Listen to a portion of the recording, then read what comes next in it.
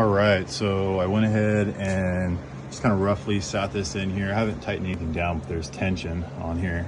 So this is kind of where it's at. When you switch, if you're like me and you have stock control arms, when you switch these over to like an aftermarket one like these, they're a lot thinner on the bottom right here. So, because I think these are solid steel versus the cast. So you got to have shorter bolts. So I know that Twisted Metalworks, they do include 2 different lengths in there. So shout out to them for that. About to slap those in there, but we're just gonna see how this thing looks. I already feel like I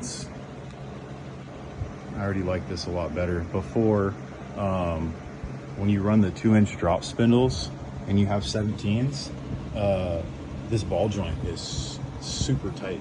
It'll get really close to,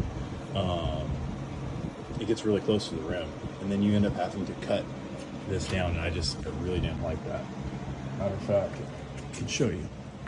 So any of you guys out there, SUV guys, this is what you have to do, and it sucks. So yeah, I wouldn't run that. And like I said, this is why you run a thinner bolt, because it's super solid, super thick right there.